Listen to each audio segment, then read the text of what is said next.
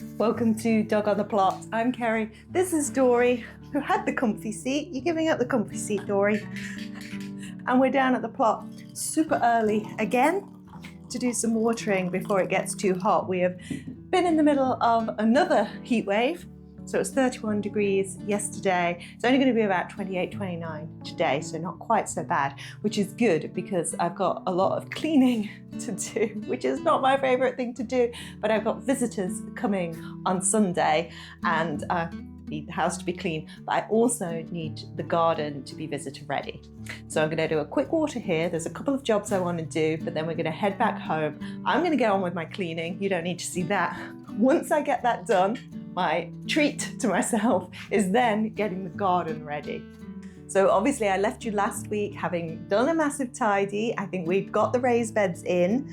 The weed suppressant membrane was down and we'd wood chipped around the beds. I think that's where we left it. And I asked you for suggestions about what I could plant up in the beds. And thank you for everybody who recommended things. So I'm going to take you over to the back of the plot and show you where we've got to so far. So the first thing that I did was cut the weed suppressant membrane from the bottoms of the raised beds because I want the crops that are in there to get their roots directly into the ground. So I cut a hole and then pinned at the edges to the raised beds just using a staple gun. I then filled the raised beds with a concoction of things as usual, including rabbit bedding, grass clippings. I then lined with newspaper to keep the weeds down. And then I put the compost that had been on the plot in the Dalek on top of that. And then I got some fresh compost from the supermarket and added that on too. So the beds are now ready to be planted into. And in fact, I've already started. So in this bed, I've got some random brassicas. I think they might be Romanescos. And then I've put chard in this bed, which was something that was recommended. And then in this bed, my rhubarb that I found under all the stuff here and looked practically dead has since revived. So I've put that right by the tree. We'll see how that goes. And I also dug up a little bit of common mallow that was on another person's plot. I asked permission first and added that to the bed because I would like some wildflowers kind of, or, you know, pollinators in this area as well. So I've got some things going. Oh, I put some radishes between those brassicas as well. And I could probably do a line of radishes between these chards. But yeah, starting to take shape. And speaking of things taking shape, I've now finished off this area as well. So if you remember, I'd done all of this, I'd planted up the bed, but there was still a lot of rubbish behind the bed, which meant that I couldn't get round to this area from there. I had to come all the way around, whereas now I can move freely around this area. Now, the reason I couldn't get round was because there was a huge tarp back here. It was actually a tarp that was covering this area where the bed was, and I'd piled all the compost from the previous plot onto. Unbeknownst to me, there was still compost within that tarp as well. So I've now got sort of 5 buckets of compost there, which is very handy. It was a huge tarp, took a lot of work to get out of this area and fold up, but it's done now. And then it was just bare ground. So I've put some slabs down. I've got here my feed. So that's a comfrey nettle and banana feed. And I moved the water butt round a bit so I can easily access this space. But this was really, I would say, the last remaining really dodgy bit of the plot. So I'm super pleased that all the plot is now pretty much workable, working. And not just working for me, but working for all the creatures that might be on my plot. So I've made a little log pile here by the bath at the very back with some of the weeds that I've pulled up and some old branches and things from around the site. So hopefully that makes a nice little habitat. Now, in terms of habitats, the only thing I think I'm really missing on the plot now is a pond. And I would really like a pond. I never got to the point of getting a pond on my old plot either, though it's flooded most of the time, so it's literally the whole thing was a pond. This is the only place I could think that it could go where the potatoes are now. However, this is a walk-through area and I can see myself falling into a pond that would be positioned there. So I think I'm going to put that on hold for now. Mark has a little pond in the orchard area, and my sister has a little pond, which you've probably seen before, where Dorie normally sits. So we have got those kinds of habitats across our 3 plots, just haven't got my own one on this plot. And as for the rest of the plot, well, it's full, which is probably what you would expect, being that I've put 50 pumpkins onto this plot. But they're okay, they've been growing, no casualties as yet.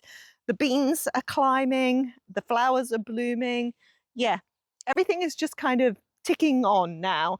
There isn't an awful lot to harvest yet. There's beetroot, I could dig up some of the potatoes and things like that, but for the most part, yes, I think we're in the growing phase now, and I just have to be kind of patient, keep watering, keep weeding, and soon we will be rewarded.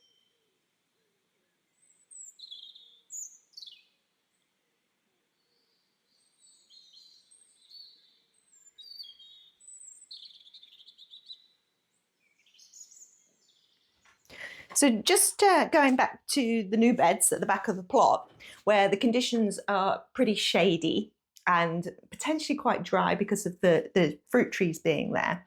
One of the things that was recommended in the comments last week was brassicas, and I've put the Romanescos in there so far, but I was thinking I might put these in.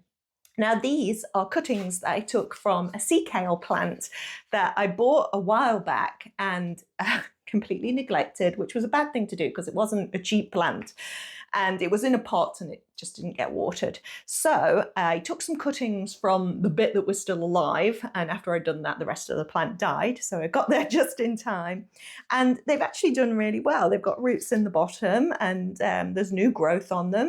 In fact, they're trying to flower a bit, so I'll pinch that out. And the other thing I've got here is this absolutely beautiful Calabrochia, is it called? Million Bells, which is my favorite annual bedding plant.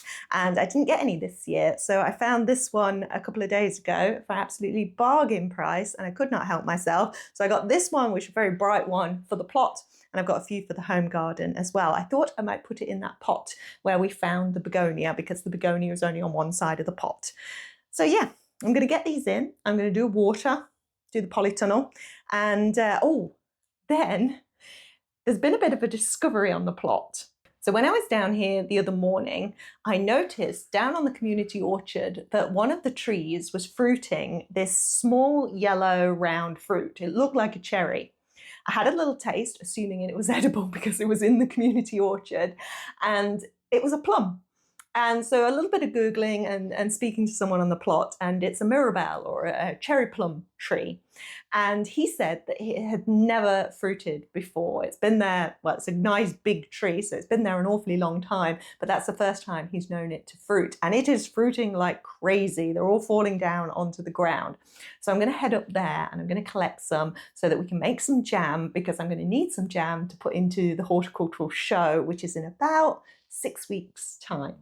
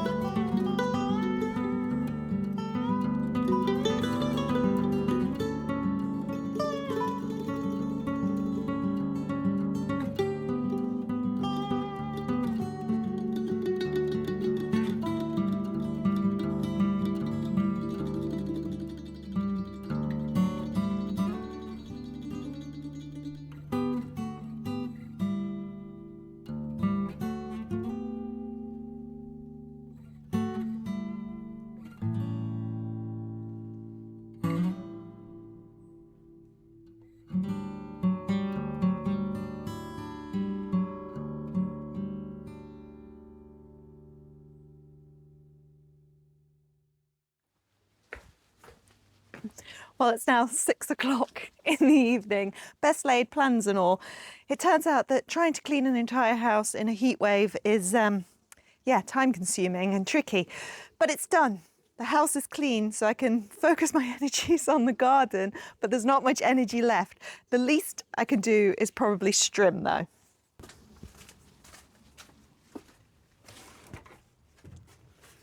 Yep, the back of the garden is still an absolute mess. And the new greenhouse has still not been glazed. In fact, nothing has been done back here since we were last back here doing this.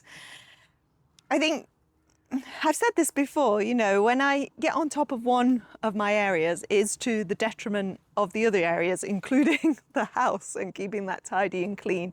There are all these memes that go around Instagram, aren't there? Like people who just walk straight through their dirty house into the garden and do all the gardening and leave what's in the house. It's funnier than that. But yeah, that's literally what I do.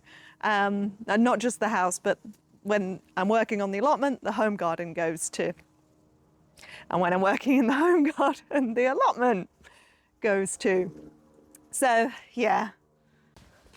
Yeah, I mean, I've had comments on videos before about, like, do you sleep and, you know, you get so much done and things like that. But it is always this hidden background of, yeah, a house that hasn't been hoovered in weeks and just, yeah, a messy garden that's got all out of control and is a bit of an embarrassment being that I've got people coming over. I don't often have people come over, which is why I kind of get away with the messy house and messy garden. I put the charger in this, but I actually can't start trimming until I move all of these pots. And actually some of these pots are done.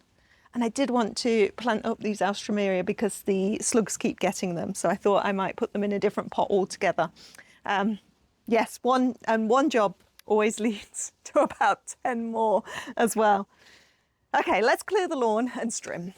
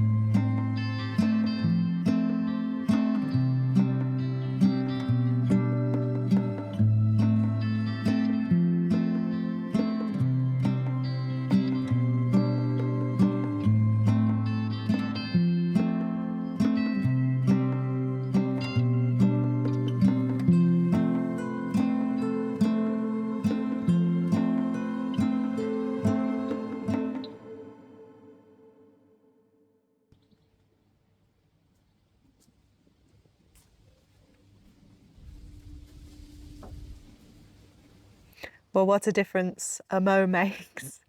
I thought I would just get away with the strim, but the mower had to come out. But a mow and a sweep makes a huge difference. So yes, I feel that the garden is acceptable far from perfect, and there is a lot to do in the home garden. It's going to keep me busy, I think, for a while. But yeah, I think it's acceptable for my visitors coming. I put the nicest of my plants, the ones that are blooming, towards the front of the garden as well. So that's looking quite pretty. I love the blue of that agapanthus. It is so striking.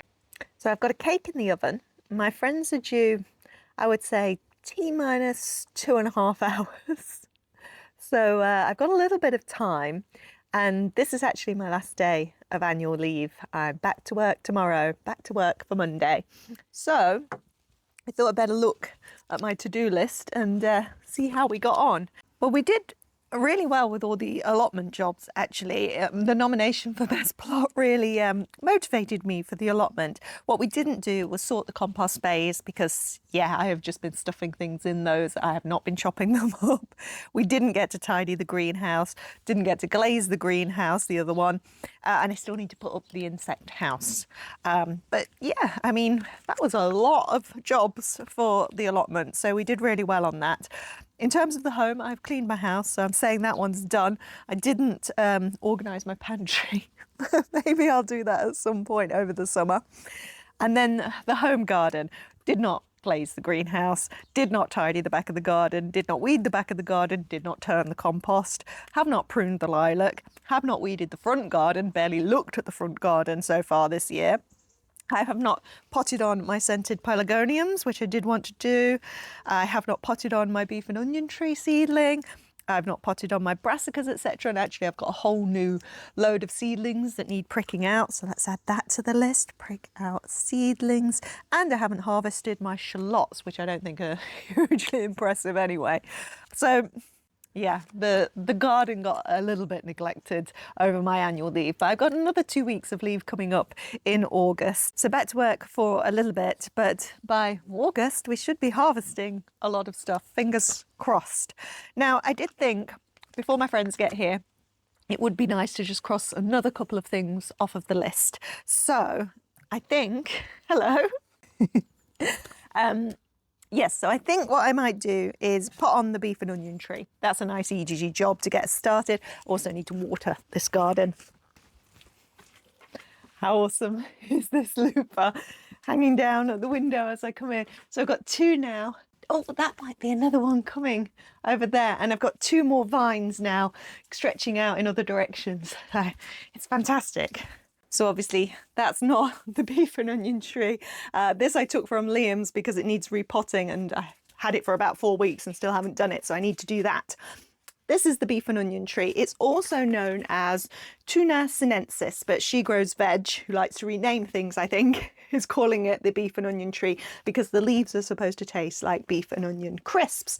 Obviously, it's not at the stage to be eating its leaves right now, but I did think it could probably do with a pot on. I only got one seed to germinate. I can't remember how many did. I did more than one, but only one came up. But yeah, I thought, let's have a look what the roots, oh yeah, actually the roots have come down to the bottom of the pot. I wasn't quite expecting that because it is still quite small in that pot, but it's probably running out of nutrients. So I thought best to pot it on. I think I should clearly be adding to my list tidy home greenhouse as well. Oh, it's never ending, is it? Never ending. Right, here we go. Pop you in there. There, that was a nice, quick and easy job. Where's my label? Okay. Right, give that a water.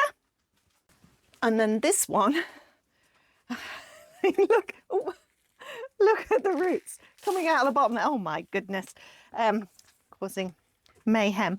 Part of the issue with repotting this was finding a pot that it would fit in. And then I found this one.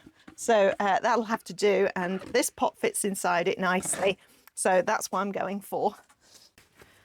Let's see how this comes out of the pot. I have watered it, but I'm going to have to try to get the roots through the holes at the bottom.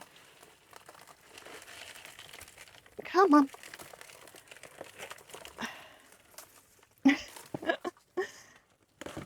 Oh yeah.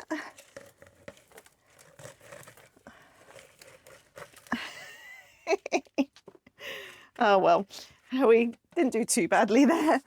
Okay. Still seems quite dry actually, even though I have watered it. I might stick the whole root ball in some water actually before I repot it.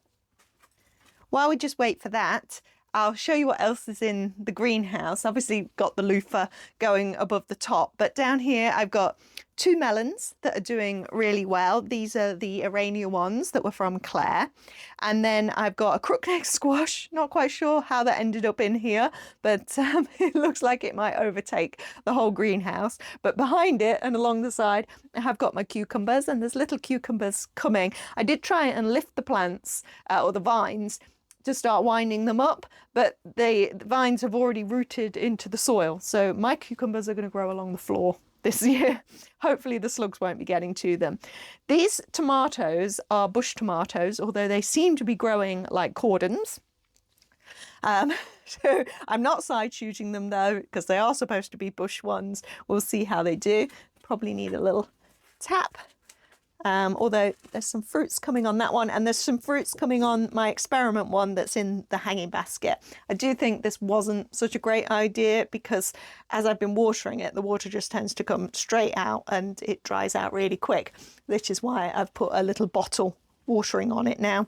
But yeah, I put some little flowers in between stuff here. It's a very different scene from previous years where this would have been chocker with tomatoes. I would have had my 23 tomatoes in this space, and this year I've only got, well, 2 full size. I've got these 2 little ones as well. This one is a spare that I had of the orange Russian, which was the one that had the dampening off, so I had to re-sow, and I put the one in the allotment greenhouse, which is the one that I was keeping, but then this one was just sitting there, and so it ended up in the ground. And then I noticed next to it is a volunteer tomato, so who knows what variety that one is. I've got the house tomato underneath this squash leaf as well, and that's still producing.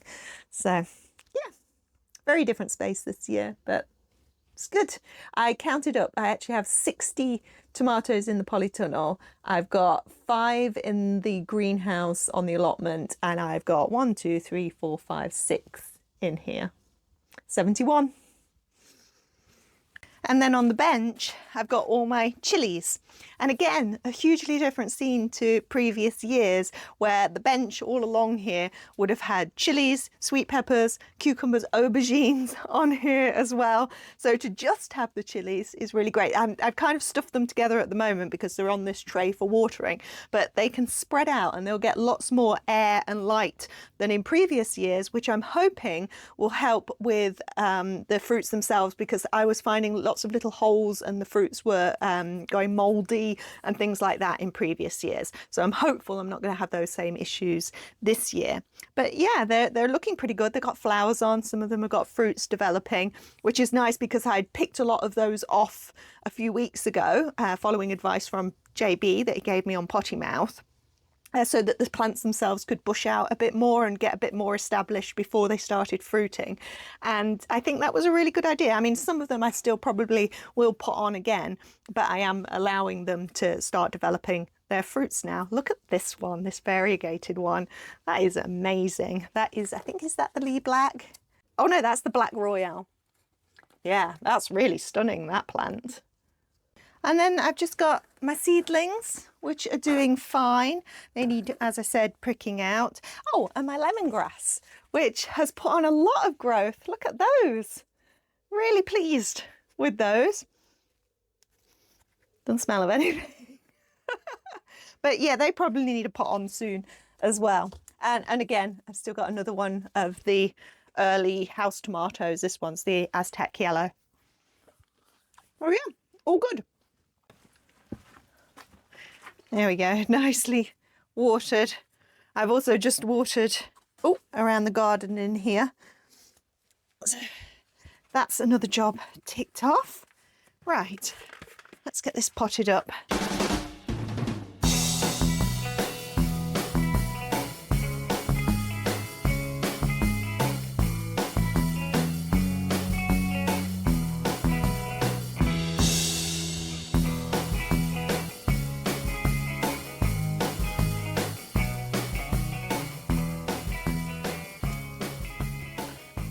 Right, I mustn't forget that later when I head up to Liam's.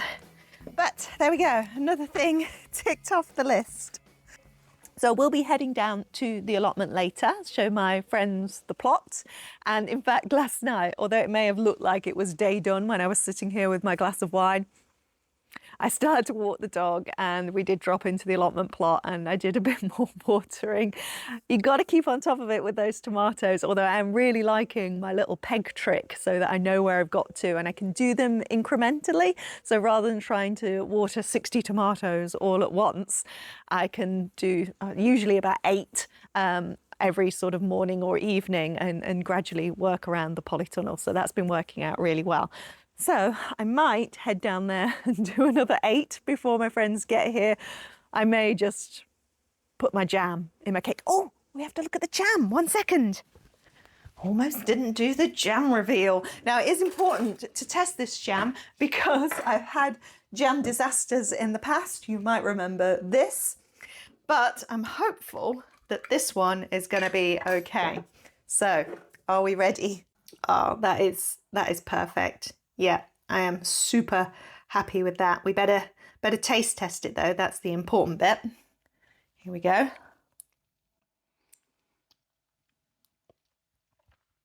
No, I didn't know if the rose would come through, but I think it does. Oh yeah, that's really nice. And I get to call this Mirabelle plum and rose petal jam. How fancy does that sound? That's perfect for the horticultural show.